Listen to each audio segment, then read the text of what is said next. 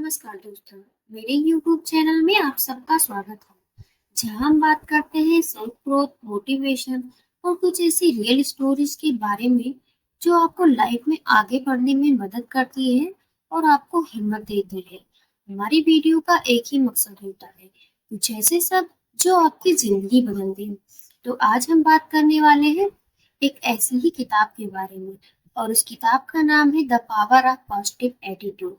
इस किताब का एक ही मूल मंत्र है कि जैसी आप सोच रखते हैं वैसी जिंदगी आप बनाते हैं। एक सकारात्मक सोच कैसे आपकी जिंदगी को बदल सकती है और आपके सपनों को हकीकत में बदल सकती है और उसकी ताकत के बारे में यहाँ पे बताया गया है। इस किताब के लेखक नॉर्मन विसेंट हमें बताते हैं कि कैसे हम कुछ पॉइंट्स का इस्तेमाल करके ये समझकर अपनी जिंदगी में उन पॉइंट्स को लागू करके हम अपने आप को एक प्रभावशाली इंसान बना सकते हैं और कैसे हम अपनी लाइफ में बेहतर प्रदर्शन कर सकते हैं, इसके बारे में बताया गया है। तो लेखक कहते हैं, दुर्भाग्य से हम सोच और प्रभावी होने के रिश्ते को नजरअंदाज कर देते हैं। आपका प्रभाव खासकर जब आप किसी क्षेत्र में सुपरवाइजर या मैनेजर जैसी किसी नेतृत्व वाले पद पर हैं, तो आपके बारे में निर्णय इस बात पर निर्णय लिया जाता है कि आपकी सोच से परिणामों पर कितना प्रभाव पड़ा है। इस बात का क्या सबूत है कि आप वास्तव में उन लोगों की सफलता चाहते हैं जो आपके साथ काम करते हैं। इस बात का क्या सबूत है कि आप उनके साथ योजना बनाने में अच्छा खासा समय बिताते हैं, संसाधन जुटाने में उनकी मदद करते हैं। इस बात का क्या सबूत है कि आप कभी-कभी चकित होते हैं और जो जानना चाहते हैं उसे तुरंत पा लेते हैं। ये जरूरी नहीं कि आप सब जान लेते हैं, सब जानने की जरूरत होती है, लेकिन यह भी जरूरी है कि आश्चर्य कम से कम हो और आप जान ले कि कहाँ से सूचना पानी है। हम दूसरों को कैसे दिखते हैं और उसका क्या महत्व है। आत्मविश्वास विकसित होता है और एक पॉजिटिव सोच सिखाता है, लेकिन कभी कभार हम अंदर कैसा महसूस करते हैं और दूसरों को कैसा दिखते हैं, इन दोनों में फर्क होता है, क्योंकि हम हमेशा नहीं जानते कि लोग हमें कैसे देखते हैं।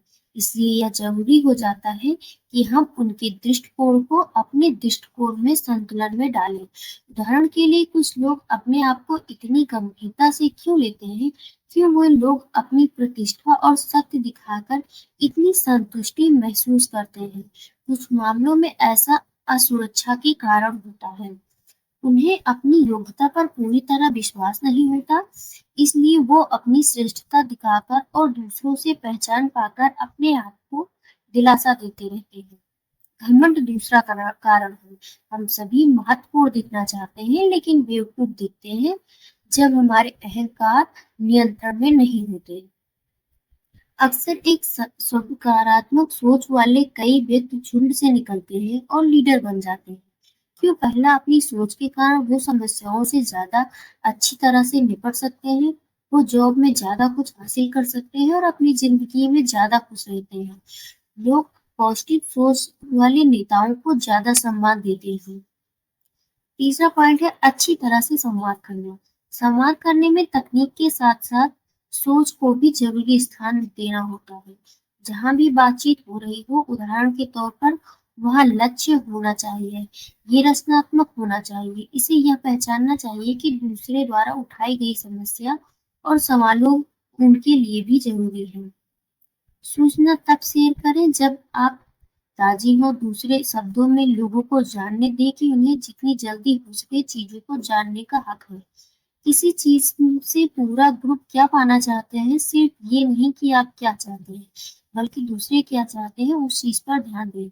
नजरिया शेयर करने में उदार बने। पूछें, क्या आप Aspetta इसके posso साथ vedere सहज tu? हैं? आपकी क्या प्रतिक्रिया है? क्या होगा अगर Vai. मैंने कहा? चौथा पॉइंट से बेहतर श्रोता बनना। हमारे लिए संवाद का मतलब बोलना या सीखना होता है, दोनों ही जरूरी है, लेकिन यह पूरा संवाद नहीं बनाते। सुनना सिर्फ अक्रिय होकर नहीं, बल्कि सक्रिय होकर सुनना होता है। चौथा पॉइंट से मजबूरी से पहले बदल जाए। वास्तवपरक होकर सोचते हैं, अभी आप कहाँ हैं, वहाँ आप कैसे पहुंचे, आप भविष्य में कहाँ होंगे, और आप अलग ढंग से नहीं सोचें। चौड़े क्षतियों को देखें, जो खतरे आप देखते हैं, उनको कैसे खत्म करेंगे। ज़्यादा देखें, दूसरों से अलग दिखने के लिए आपके लक्ष्य दूसरों से ऊँचे होने चाहिए।